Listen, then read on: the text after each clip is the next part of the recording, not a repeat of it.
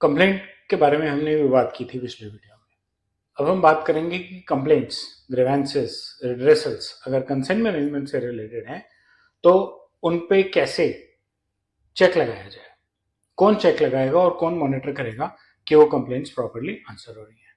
मेरे YouTube channel पे आपका स्वागत है, जिसपे आप रोज प्रिवेसी पे नया कंटेंट देखते हैं। और आज हम बात करने वाले हैं कि कंप्लेंट पे, ग्रीवेंस रिड्रेसल पे कैसे चेक लगाए जाए जिससे कि कस्टमर काम पे विश्वास बना रहे। एक ओवरसाइट बॉडी बनेगी अलग से शायद, लेकिन ये किसका काम है? Ministry of electronics and IT का, डेटा प्रोटेक्शन बोर्ड का। डेटा प्रोटेक्शन बोर्ड अभी फॉर्म होगा जब फाइनल रूल्स और फाइनल लॉ ट्रिगर हो जाएगा। वो कंसेंट मैनेजर्स को ऑडिट कर सकते हैं। वो टाइम टू टाइम उनकी परफॉर्मेंस को रिव्यू करेंगे।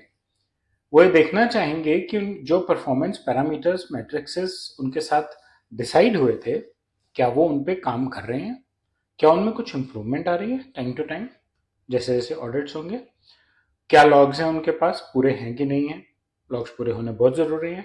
और कंप्लेंट्स की पूरी ट्रेल हमने पिछले वीडियो में बात की थी। कब कंप्लेंट आई, कहाँ से आई, किस मोड से आई, क्या कारण था कंप्लेंट का, हमने क्या जवाब दिया, वहाँ से क्या जवाब आया, हमने कैसे रिजॉल्व किया, रेजोल्यूशन के बाद फीडबैक क्या आया। ये पूरी इंफॉर्मेशन लॉग्स के फॉर्म में किसी भी कंसेंट मैनेजर के पास होनी ज़रूरी है। अगर ऑडिटर्स यानी कि ओवरसाइट बॉडी यानी कि डेटा प्रोटेक्शन बोर्ड सेटिस्फाइड नहीं है तो वो उस कंसेंट मैनेजर को सस्पेंड भी कर सकते हैं। ग्रीवेंस रिपोर्टिंग एपीआईज भी होने ज़रूरी हैं। क्यों? क्योंकि कंसेंट मैनेजर ग्रीवेंस का डेटा लेके चल रहा है, उसको एक्सपोज कर रहा है, वीकली और मंथली रिपोर्ट्स चाहिए, तो एपीआईज बनानी ज़रूरी है जिससे कि इजी रिपोर्ट्स आ सके।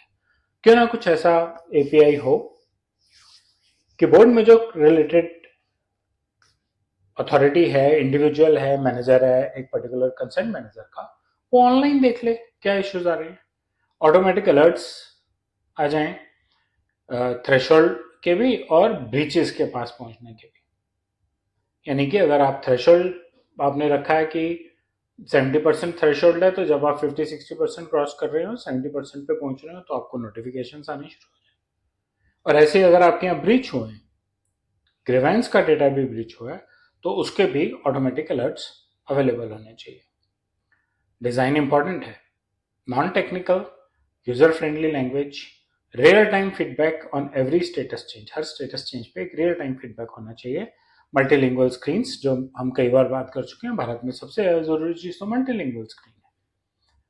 लोकल भाषा में समझ नहीं आएगा तो कंसेंट फ्री हो ही नहीं सकता, वो अजम्पशन बेस्ड हो जाएगा। और उसके लेआउट्स जो हैं वो भी एक्सेसिबल होने चाहिए, ग्रीवेंस मैकेनिज्म के भी। तभी आप कॉन्फिडेंस भी दिलाते हैं, तभी आप जेन्युइन चीज पे काम करते हैं, अजम्पशंस पे नहीं काम करते। और रेजोल्यूशन के बाद फीडबैक मैकेनिज्म देना जरूरी होना चाहिए। की टेकअवेज, सबसे खास बात है, रिड्रेसल बहुत इंपॉर्टेंट है, कंप्लायंस इंपॉर्टेंट है, रिड्रेसल उससे ज्यादा इंपॉर्टेंट है। ट्रस्ट बिल्डिंग मैकेनिज्म है, यूजर का कॉन्फिडेंस बिल्ड करने में आपकी मदद करेगा। इसमें इन्वेस्टमेंट्स लगेंगी, लेकिन याद रखिए कंसेंट की नॉन अवेलेबिलिटी, उसका रिकॉर्ड ना दिखा पाना 200 से 250 करोड़ रुपए की पेनल्टी लगा सकता है। ये पूरा सिस्टम बनाना उतना एक्सपेंसिव नहीं पड़ेगा। इसलिए कंसेंट मैकेनिजर और उसका पूरा सिस्टम डिफाइन करना बहुत ज़रूरी है, रूल्स डिफाइन करने बहुत ज़रूरी है। और उतना ही ज़रूरी उसका ग्रीवेंस रिड्रेसल है, जिससे कि किसी भी यूज़र का, किसी भी प्रिंसिपल का कोई भी कंसर्न हो, आप उसको इमीडिएटली या लॉजिकली, लीगली एड्रेस कर सकें।